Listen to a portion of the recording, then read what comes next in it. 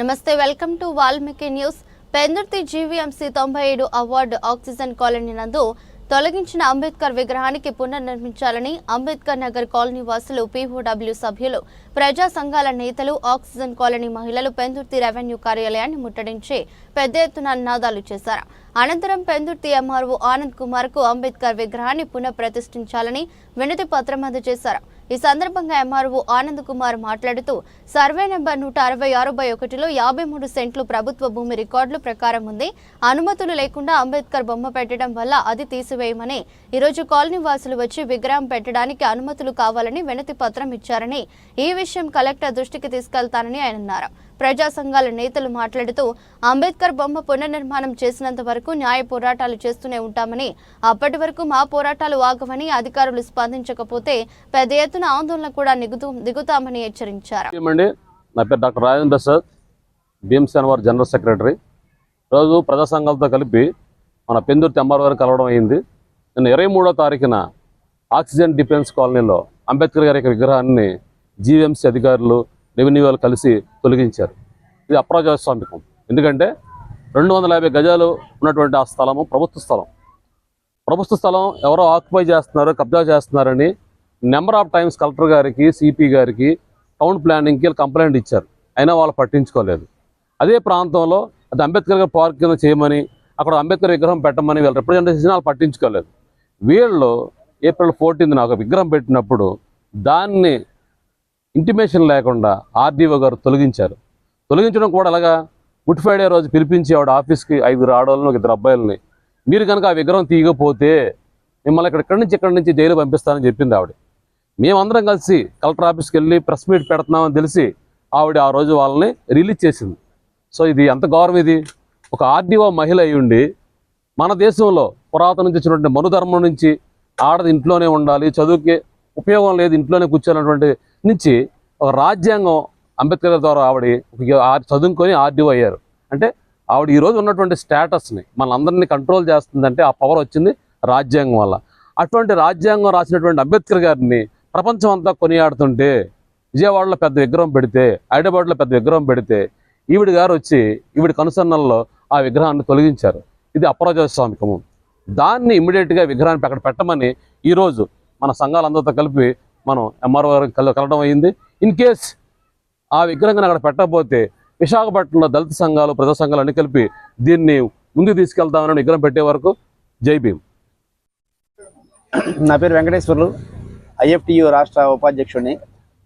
ఇక్కడ విశాఖ జిల్లా పెందుర్తి మండలం చినమేశ్వాడ ఆక్సిజన్ కాలనీకి చెందినటువంటి దళిత బహుజన పేదలు వాళ్ళ కాలనీకి అనుకున్నటువంటి ప్రభుత్వ స్థలంలో అంబేద్కర్ విగ్రహం నిర్మించాలని నిర్ణయించుకున్నారు. అయితే ఆ నిర్ణయించుకున్నటువంటి ఆ కమిటీలో ఉన్నటువంటి ఒక పెద్ద మనిషి, అధ్యక్షుడిగా చలామణినటువంటి ఒక పెద్ద మనిషి, ఆ నిర్ణయానికి విరుద్ధంగా, ఆ నిర్ణయానికి వ్యతిరేకంగా అక్కడ ఉన్నటువంటి స్థలాన్ని, దాదాపు 250 గజాల ప్రభుత్వ స్థలాన్ని ఆక్రమించే ప్రయత్నం ఆక్రమించాడు, ఇల్లు కట్టాడు.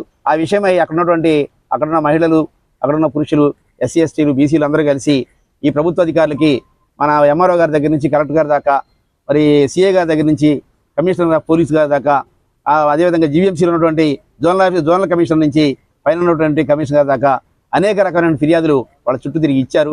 ఇలాంటి దురాక్రమణ జరుగుతుంది, ప్రభుత్వం ఆక్రమిస్తారని చెప్తే ఏ ఒక్కరు కూడా పట్టించుకోలేదు.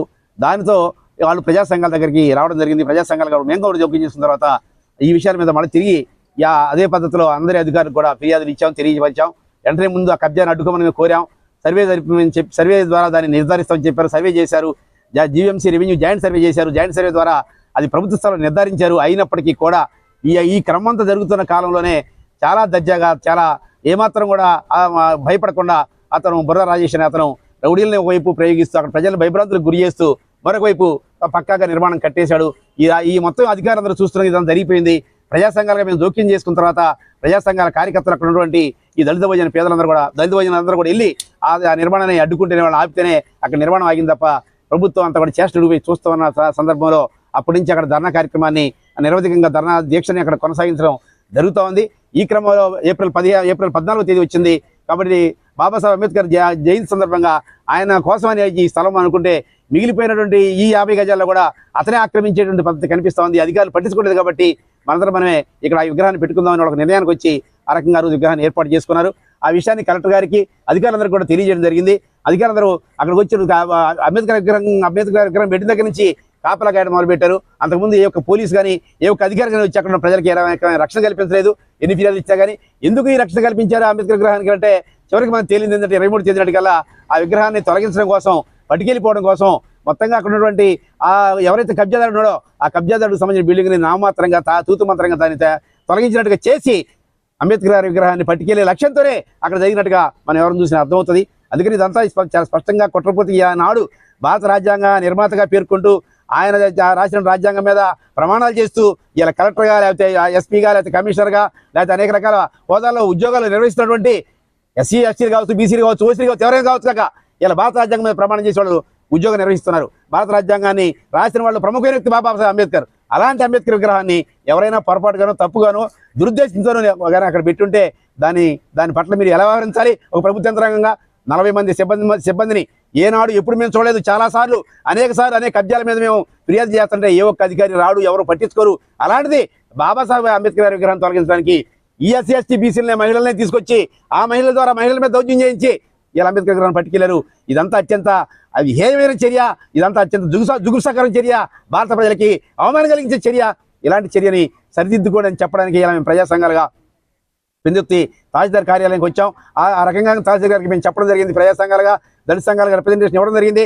మేము వెంటనే మీరు జరిగినటువంటి సుప్రీంకోర్టు మార్గదర్శకాల ప్రకారం అక్కడ విగ్రహం ఉండకూడదని మీకు చెప్తున్నారు. ఆ మార్గదర్శకాలు ఇక్కడ పెట్టిన విగ్రహాన్ని వర్తించమని మేము స్పష్టంగా సుప్రీంకోర్టు ఆర్డర్ సైతం ప్రింట్అవుట్ తీసి వాళ్ళకి ఇచ్చి వివరించి చెప్పాం. మేము కూడా వినతిపత్రం ఇచ్చాం, ప్రజలు వినతిపత్రం ఇచ్చారు. దాని ప్రకారం మేము ఖచ్చితంగా దీన్ని తిరిగి అక్కడ దాన్ని ఏర్పాటు చేస్తామనే హామీని ఇక్కడ ఉన్నటువంటి పెందుర్తి అమ్మారావు గారు ఇచ్చారు.